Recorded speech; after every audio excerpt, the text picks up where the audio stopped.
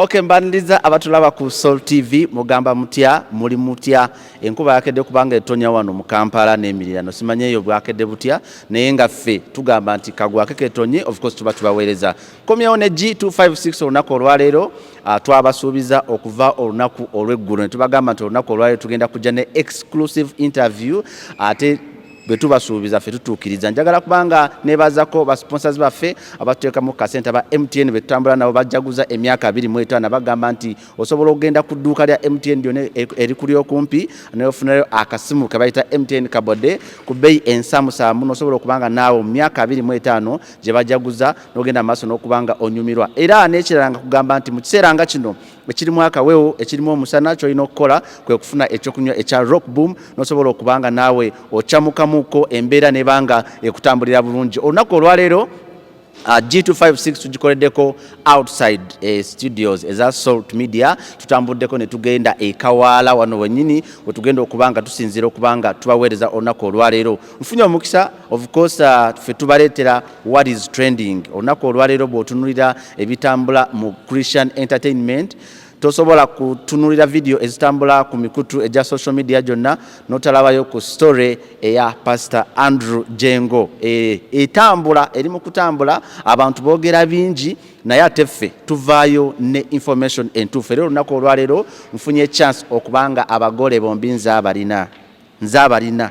Salt yoka yesobola okubanga ekutuusako ebintu ebituufu ebitaliimu okujubisa wabula ebyamazima ate nga birimu omunnyo so olunaku olwaleero ngenda kubanga njogerako Nomusumba Pastor Andrew Jengo agenda kubanga yeyanjula oyinza okubanga gw'otulabira ebweru ng'obuuza Pastor Andrew Jengo omumanyidde ku gali amasuuti ge olunaku olwaleero ate yazze ng'ali mu freestyle freestyle ngenda kwanga mbalage nga eyebbeeyi yesaze olunaku olwaleero mbalage paka akaviiri ke kali akalagirwa keeko era ng'olunaku olwaleero tugenda kubanga twogerako ku Mboozi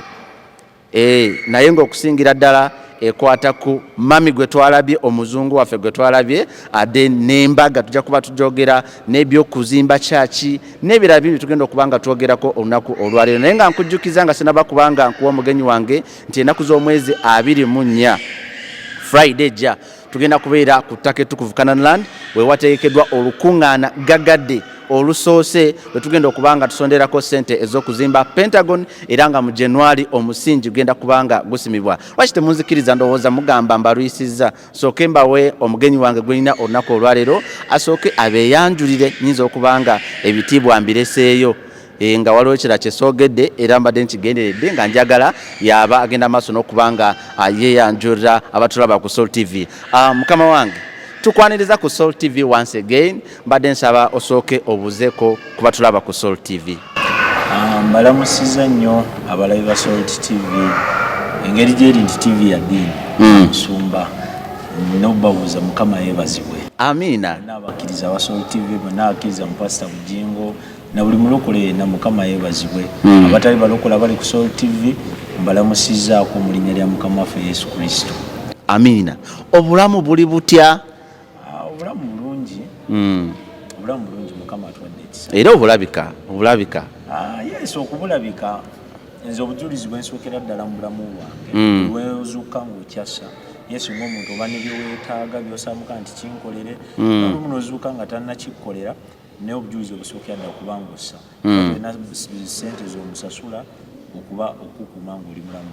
ekiro kikya bannaffe abamu nga bakoze eki bavuddewo tufiiriddwa abantu bangi abatusinga emyaka betusinga obukulu juzi nali nakafiirwa omuto wange myaka 24 ekitalo yes so bwe buli oba ng'ossa bwe bujulizi obusookera ddala niweebaza mukama amiina omuntu atulaba mbadde njagala amannya go gaggweyo bulungi kubanga abantu batulaba background bayinza okulowooza oba tuli mu nsi ki oba we tuli ekyo kyenjagala weeyanjula amannya go amatuufu buli omu alina gayogera naye gwe tuba tukulina gali gonna ogamaleeyo n'ebitiibwa byonna biggweyo musumba okweyanjula nze siina bitiibwa biri awo nze Andrew Jengo era omusumba w'ekawaala abasinga nga mbadde mukimanyi nti kitaffe yavaawo nze yasigalawo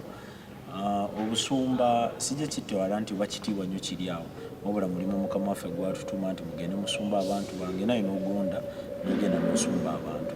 Nze ng'omuntu wetwogera ku bitibwa byesina kitiibwa kiri awo. Omuntu wa bulijjo nnyo wabula nti gwe oli presenter naye ate nze Mukama yantuma kuli owamyoyo. Amiina. So mu byensi oyinza n'okunsinga ekitiibwa. Olina CV ze gisiina. Naye CV ey'obwakabaka bwa Katonda teyeesinga ffe ebyokunsi era bisigala ku nsi. Yebeesinga tuze kati bwe tugaba mu nsi ey'omwoyo awo ekitiibwa kyange ekiina naye tudda n'owamu wano ku nsi wano. Fa bali mu bolokose enene eyo etambula. Si bolokose mukola omulimu omulungi otegeeza ensi amazima. Tweyanze. Ensonga n'okwagala amawulire g'ennaku zino gajjayo amazima naye luli nga baleeta bulimba bwereere. Ng'oli tamanyi kituufu ne bazegamba abantu obulimba. Okay. Musumba wetujjidde ku mpewo mu wiiki enaku leero lwa kusatu. Naye okuva ku lunaku olwa Sande waliwo ka vidiyo akafuluma ng'oyano katwasooka ne tulaba wali ng'otwanjulira mami. Ne tumala ne tulaba bannamawulire abamu abaavaayo ku mitimbagano ne babaako obubaka bwe baateekawo. I think one of them omanyi nze njagala nnyo okubeera open ate nga mukwano gwange bamuyita Ibrahim Kasa yavaayo n'awandiika ekiwandiiko ekiwanvu bwe kiti nga annyonnyola sitole eyo gye twalaba. Ne ngamba okay ffe ng'abasoloti tetwagala nnyo wolokoso ate nga ffe tulungamu nnyo ne tugamba tugenda kunoonyaako ate nga show yaffe ne ya G256 ya entertainment. So ne tugamba tugenda kunoonyaako. Tugenda kusooka tuzanyeko ka vidiyo ako kaliko amawulire gakuliko kyetugamba nti amawulire gakuliko buli wootambulira wonna amawulire gakuliko. Gye naawo mu maaso awo ojja kutubulira n'akayimba kosinga okwagala ka gospel nga ggwe kubanga eno entertainment show.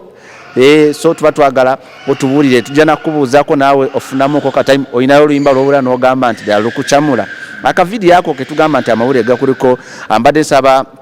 producer wange asooka kanzanyire muko abalabi baffe bonna n'ababuuliza baffe basooke bakawulire then bwe tumala awo wengenda okubanga nkubuuliza ekibuuzo kyange ekisooka. Omukyala omaze naye emyaka emeka then awo nsooke nkubuuze ekibuuzo ekiddako. Nsaba ababuuliza baffe n'abalala baffe osooka obannyonnyole. Maze naye emyaka gibadde 5.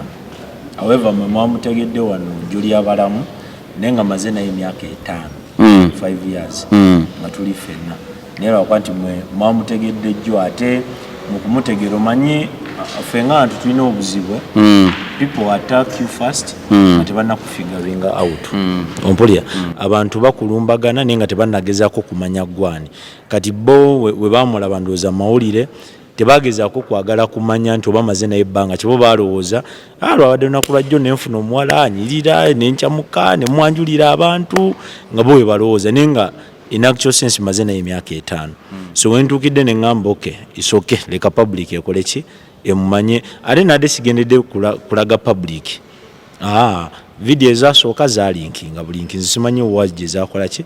then we nabiraba ku mawulire niŋŋamba ate atali Muganda nga atali ki omuntu gwenkola ki gwenjagala ne mwanjuli abantu mu kanisa naye nga tebba abantu badde bamumanyi abadde ajja n'asaba nga bamulaba era omanyi ng'era balina engeri gyakutunuulya tugambeyo ekintu omuyita otya naye ng'era bakiraba naye lwakuba nti public n'abasigadde bwe bakitegedde abamu ne bajja mu kifo ky'okukubira oba ne beebuuza lwaki Musumba akikoze ne bakulumbagana bwe buzibu bw'abantu mu kifo ky'osooka okufigaringa out n'ogezaako okutegeera amala gakubuukira. Oli najja n'akola statement empanvu simanyi revival high egenda nze sirina somero emmanyire bayita revival high. Musumba eyo nzijjayo eyo mpolampola eyo nkyazijja. Ku kibuuzo ekyo kyennyini omugenzi nga tanaba kubanga ava mu nsi eno Omusumba yali akimanyi yali amulabyeko mukyala nti wali omulina mwali mutambula mu public kubanga abantu abamu bayinza okuba badde bamulaba nga waali naye nga ffe tumanyi nti munange yoono kati ye nga tanaba kubanga ava mu bulamu bw'ensi eno Mukama muwe ekimuli eky'emirembe yali amumanyi nti mutabani wange yandeeteddeyo omuzungu. Okay okumumanya yali amumanyi naye sigamba nti oba kyali official. I remember one day nali mu motoka naye bwali budde bwakyo twali tulina gye tuva manyi naffe ssebu tutambulamu ng'Abaganda lwakuba nti era bibbowawo oba tosobola amaaga gena ki mu bantu naye kati essaawa zino ndyoka enso ogenda naye mu public watugenze ka restaurant so tulina gye twali tuva muzeeyi nankubira essimu kati wano mu kwogera oli alayika ono munange gwe nali naye omukyala yali tamanyi nti oba nina gwe nkutte ku ssimu nampita omanyi amanya g'abaagala nage mweyita nampita erinnya hani kati muzeeyi nawulira nambuuza sebo oli luddawa agamba wayi neyo gye tuva oli naani of course nogezaako mupalapalanya ndinze kabuzibu ki nangamba kale sooka ojje ku kyaki nenvuga nenjija ku kyaki emmotoka nenjirekawo ye nemuleka mu mmotoka nenyambuka waggulu muzeeyi nangamba oze weka nemugamba mbadde nzeka kale nindiraawo nakozesa olukujjukujju nakkirira wansi ku madaala n'agula emmotoka namugamba nnyabo gyebaleko ne kafukamya ne kamubuuza kalima ndi awo ng'addamu akwa neŋŋamba ate omuntu aŋŋambye mulindire wano n'aŋŋamba gwe ssebo mukamwana omuleke eno wansi mmotoka toyagala mulabeko nenzikirira so awo we yasooka omulaba namugamba ye muntu waye n'aŋŋamba ye twabanga mulwali nakusaaga n'aŋŋamba newulira tumuleka wansi jjanga naye nemubuuzaako awo we yamumanya neesiga nti kyali official kati ye muzeeyi jafa amumanyi era ndowooza mu bulamu yamusinkana emirundi 2 wano awo gwenkugambye newe yali omulwadde waliwo enagendako okwo naye namugira n'abeerawo okwo like 3 hours. Okay. Then nga omaze okwanjulira ekanisa at first kubanga n'abalala bali ku TV of course nga balaba ne public ne mala ekiraba twawulira enduulu mu kanisa ne bakuba enduulu ne basanyuka so that means nti maybe ba members abo balete bakimanyi how true is that bali mulimu abali bakimanyi au mulimu abali batakimanyi kubanga enduulu yajjanga ogiwulira ngeri fresh excitement eyo gye wawulira oba gye walaba mu abali ku TV teyali nti yali mupya mu maaso gaabo wabula it is something ndowooza nabo kye baali balindirira nga wona n'aba naawe naye nga n'omuwala gwe nkulaba naye naye nga nti okujja okubuuza nti oyo omuyita otya naye ng'olinzeeyo akaseera ekalituuka ggwe mwennyini nga sikkase nojja n'oŋŋamba owaayo n'omuwala muyita ki kati nabo baamulabanga ajja n'atuula ku kyaki wajja waggulu tebamuyimiriza ayita obuyisi abamumanyi ko amuyita mami abamumanyi ko bamuyita anti kwe abalala bamuyita anti abalala bamuyita mami naye nga siimiryako katuti naye nga ne katuti magamba mukyala wange gyaliyo naye nga sisonga muntu yeki kati bonna bantu bakulu naye nga bonna bakyanti yeki kati nga balindeeyo moment wendiyimirya katuuti ne muyita ne muwa akazindaala akoleki kati ye excitement gyowala nti eyo moment yatuuka nenyimirya ne mbagamba owaaye yooyo ate najja n'ababuuza ku excitement gyewalaba. Okay. tuyanze gatula ku Soul TV atukyali wano ekawaala era nga tugenda maaso n'okubanga tubatuusako program eya G256 olunaku olwaleero tulina omusumba Andrew Jengo gwe tulina era nga agenda maaso n'okubanga atunnyonnyola ku mboozi ye olunaku olwa Sunday lwe yavaayo n'atulaga mami tugenda kubanga tubituukako embaga yaddi yagambye omukyala waabeere waabwe bali ku acres tolaba nti ffe tugamba tulina 8.5 acres ku Canaan land yagambye eri gye babeera gye bagenda okuteeka embaga bagenda kuleeta tents zonna oba zigenda kuba ziri ku acres nga 10 plus kakati nga tunaba kubanga otubuulire omuntu ayagala watuula ku lunaku olwo n'ogamba nedda kangende mbulire ekkanisa n'ensi yonna kiki ekindi ku mutima musumba sokoddemu oyanukule ku bantu ku kibuuzo ekyo ebigambo ebyo nga birabika omanyi wali Yesu we yayingira yeekaalu ye n'asanga nga bagifudde akatale yasamba buli kimu kyonna naawe wajjanga omwoyo ajjudde n'ogamba kansooke mbuulira abantu ob'ekkanisa n'ensi yonna abatulaba baagala kumanya musumba kwoli. Okay, actually ka video nkalabye naye ne binayogera mbijjukira akuba ggwe n'engeri gy'okigize nti kansooke nyanjula omukyala nga sinazimba ki naye nga ffe tukkiriza Katonda yasooka okuzimba ekkanisa tekuyimiriranga era tekujja yimirya kituufu ekyo olw'emikolo oba byentegesa okwanjula tekigenda okuzimba tekugenda yimirya kugenda mu maaso era yensonga ki ndowooza tukoledde wano ozeeri waggulu nga balina bye bali mu kukola ki bye bali mu kuzimba waggulu okuzimba kukyagenda mu maaso so tekuyimirya naye mulimu ebintu ebimu mu bulamu bw'omuntu nga tolina kulinda mbosooka obeeko by'omaliriza nga Mukama aba akuwadde ekisa naye n'okiwulira nti I can handle them nti nsobola okuba nga wenzimba ekkanisa at the same time weneetegekera emikolo gyange egyaki kyova ne Yesu agamba ebya Kayisaali bibe byaki bya Kayisaali ebya Katonda bibe byaki bya Katonda at the same time Kayisaali omuwe ebibye ne Katonda n'okola ki n'omuwe ebibye eno nga osasula omusolo ogw'ensi at the same time owayo ekimu eky'ekkumi togenda gamba nti kansasula omusolo gw'ensi sigenda wa kimu kya kkumi oba kampa ekimu eky'ekkumi oba ekiweebwayo nemesasula muki musolo gwa nsi so mbulamu buno tulina obikola ki kati nze nange nkyazimba ekkanisa yeetaaga sente mpitirivu billions and billions of money at the same time waliwo nakino ekintu eky'obuntu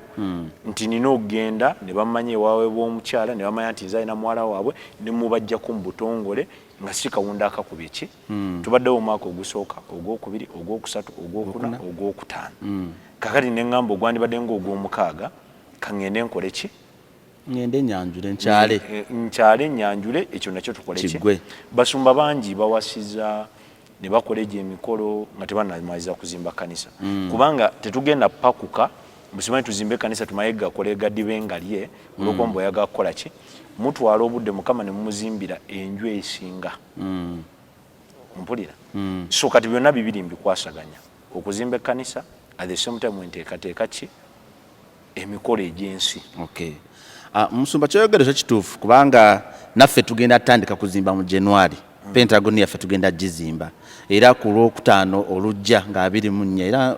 mbadde ngenda kubuuza oba ogenda kujja tugenda kubeera n'olukuŋŋaana lwennyini olw'okusonderako ssente naye waliwo omuntu atulaba ababadde bakucriticizinga abasinga in fact nga tebalina eno mu bulokole ewaffe bali mu nsi nga bw'ogamba ebya Kayisaali nga bakuwakanya nga balinga batwala kiri nti ono ayagala kukola mbaga ayagala agenda kukyala kyokka ekkanisa tanabagimaliriza ate simanyi biki omuntu oyo ayina that mentality ayina ekirowoozo bwe kityo kigambo kyoyinza okumwanukula Musumba ekigambo kyenyinza omuwa at times abantu abalina eyo mentality baba nga bali overtake neyo mentality olumu oyinza n'omugamba ekintu nga tayagala kiwulira waliwo baddeko mu situation nga gwe buli kigambo kye bagamba mu kifo ky'owuliriza opiikinge munda mu ggwe olina kyozimba ono muzzeemu ntya mbeera omutuufu abantu bwe batyo olumu tebawuliza naye era tekitugaana kwogera nabo abamu ku bo baba basobola kiwulira nina mukwano gweyo gwe wagambye Ibrahim Mukasa yawandiika n'agamba ndi Muganda we ndi mukwano gwe yatuula nange to be frank there's this game egenda maaso mu nsi nga bwe nakigambye nga tutandika there's this game of attacking someone first then you figure him or her out later naye nga ekituufu ekyandikoleddwa before you attack someone before you criticize someone nti lwaki akoze kino lwaki ayogedde bwati take time woba olina access emutuukako woba togiina gezaako kufuna abamumanyi obabuuze bannaaye lwaki pasita gundi akoze bwati lwaki gundi akoze bwati ogezeeko okukola ki nga gwe tonnavaayo kukola ki kuba olumu ogenda kwogera n'ebintu by'otamanyi by'otalinaako mutwe n'amagulu kati nalaba yo posti oli yawandiika ebintu actually ebimu ndowooza ku byo ebyalimu ebituufu yes omusajja yenna ayagala oba successful omusajja yenna nga you are moving ebintu by'otagenda kwewalala ebbanja ekyo ne mukama wammwe akibagamba kuba ffe tulina emisolo gy'osasula TV biki ate omuntu yenna ofunamu setback kati yagenda n'agamba kyaki bagitwala TV bagitwala I can say tali updated akyali kuziri updates ziri walenga muzeeyi yakafa kyaki bagitwala biki kati ye tali updated ye tamanyi nti kyaki ebyo twabisolvinga ne bikola ki najja n'agamba ku ssomero lye bayita revival high kakati olaba this ignorance omuntu ayogera ekintu kyatamanyi not knowing tuyina revival high mugimanyi tetubangako na ssomero lye bayita revival high it was knowledge center not revival high ate knowledge center I think amayitire gaayo gonna ekyatuukawo nali nkyalina ku ssomero so in this succession gye naddamu sina kintu kye nasigaza kye bayita ssomero so whatever happened ku ssomero eryo byaliwo nga muzeeyi wali it was in 2016 kati oli najja olw'okuba ayagalaga nti ye mugezi nnyo ayagala because you cannot say I'm writing this letter to my friend and you put it in public really is that a you friend? Need to first consult him personally. Did you ever call me n'ongamba nti ki kakati n'ojja n'oyogera ebintu by'otamanyi nako So what I can advise people, maybe I'm not in position of advising people, but nze ndowooza yange, before you attack someone, try to figure out that person. Naye kati eno blame game eno egenda mu maaso mu Uganda, oli akubuukira akumanyi n'atakumanyi kyova nti bo badde tebamanyi oba mubadde tebamanyi nti I've been with that person for 5 years. Abasinga dde balowooza namulonze ejjo ku kkubo n'enkyamuka olw'okuba mulaga. Actually nze situnuulya bweruwe. Ebimu ebisinga nno n'otuyombe amanyi okwambala nga omanyi abagana akubuza hani how do I look? Yalabika bulungi Musumba. Kati olutalo oluma agenda omala abakazi balina kino ekintu agenda n'akola akaviiri najja nga agamba ati ayagala ati so oteekawo compliment omugambe hey, you look nice. Kati ate nze ekyo sikikola. Nze we nali mutunulira natunuulya mutima kituufu kuba we namufuna nga sinabeera Musumba nga tamanyi nti ndina mwana wa Musumba nalaba omutima oguli pyo ogunjagala nga tanjagadde kikyenkola kikyendi kati situnuulya beauty ne kiri ekibuuzo ky'omubuuziza nga tonnalumba muntu tonnayogerya muntu sooka otule mu bulamu bwe ogezeeko mmanya ogezeeko mmanya kati kankuwa example on issues concerning ne mukama wamwe Pastor Bujjingo natulako n'abasumba abamu and everyone baali bakola ki bakasuka nti akola ati ekyo ekintu biki naye nabagamba abamu twayawukana lwakuba ye naye lwakubazizisa amugamba oba ki olwokuba yajja wano mu kusabira ekyo nti we twayimyanga bo bagamba akola ati omukazi ow'empeta lwaki amuga people have reasons ate nze siwagira muntu mubeere mwenna nga temukyayagalana zino empeta zino amusori bagenda kunuma n'empeta zino ziraba teziba na makulu webanga teri mulaavu abantu bazijjako nga bagenda mu lodge n'agijjako n'agiteeka wano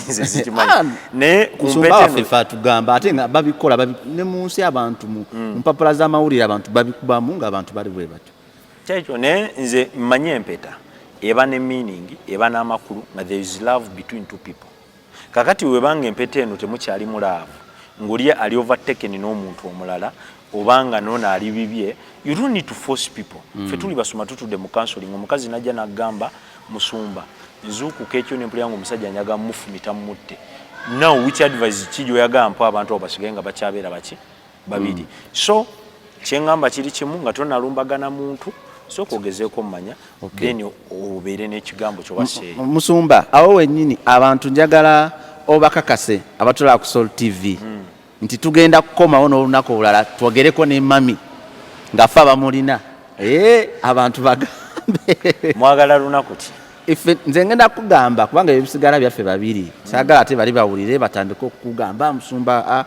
ffeffeka bagenda okujja tubeere ne mami mu exclusive interview ffe nga twogera ebituufu byennyini nga tewali bino byakujubisa Omusumba yatugambye naye banaye pasita wakubye hiiti toli muyimbi naye kino wakubye hiiti bya ddala wagambye si bye twagala omanyi wagambye mbu bwe tuva wano waliwo kati ke wakoze n'ogamba tugenda embaga yaffe egenda kubeerawo omwaka ogujja ennaku z'omwezi oba wagambye 23 vidiyo bagenda gyewulira naye kewamaze n'obuuza nti omanyi gye bazaala omuzungu ono gwe mulaba nomala n'ogamba babe kale kewagamba nti babe awo ne tugamba bannange enduulu watugambye eri bali mu acres ye lwaki mbonaabona producer tuweeyo ku vidiyo eyo abantu bagirabe Musumba ajja tubulire kugenda ku acres era ffe tugenda malayo ennaku meka tufe abamawulire ffe abasookayo gye tugenda awagenda okubeera embaga tutudde ku acres 19 ekyo mukiwulidde Musumba saagala njogere bingi embaga yaddi Musumba era tugenda tuula ku acres meka taata nanti olemeddwa okwawula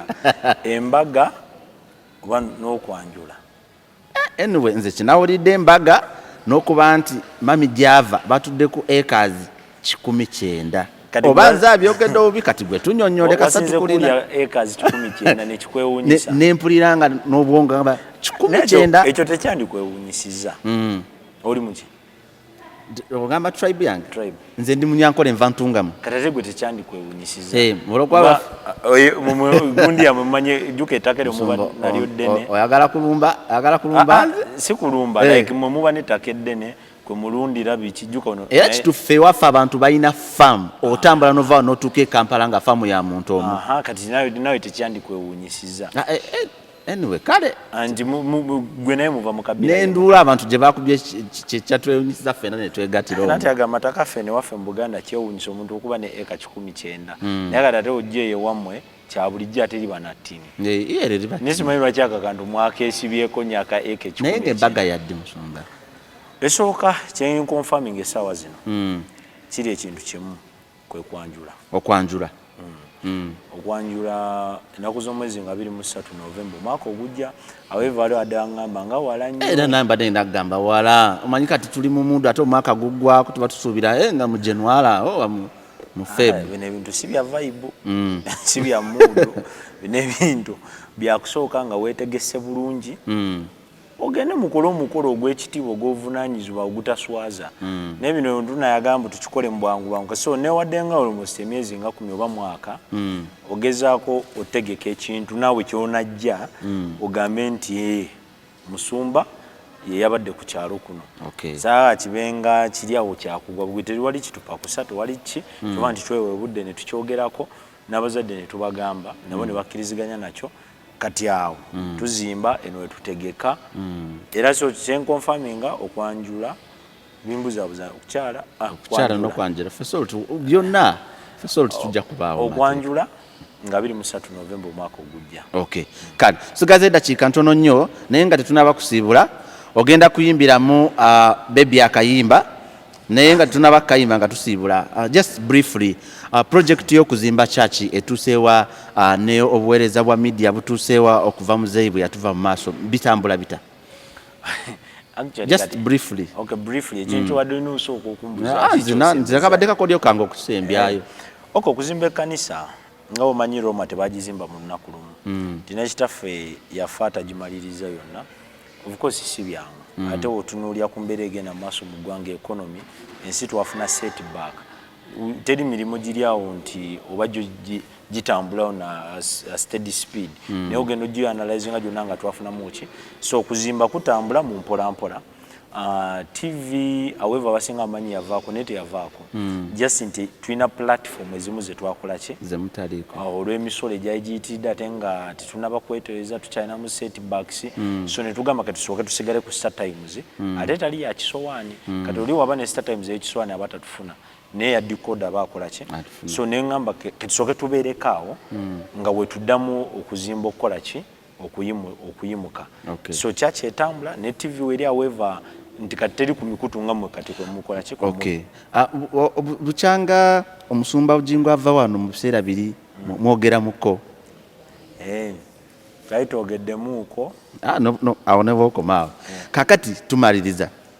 njagala bebi omuyimbira akayimba waliwo ansindikidde wano ka message n'agamba muweeyo akagambo oba omuyimbire akayimba nze nsiibule kubanga tugenda kumufuna tugenda mufuna era abantu olina basuubiza tugenda kumufuna mu exclusive interview Yaffe kagambo akayimba tusiibule TV yiyo njukuwadde sina kayimba kengenda musiyimbira kuba simanyi kuyimba okujjako nga nkasaba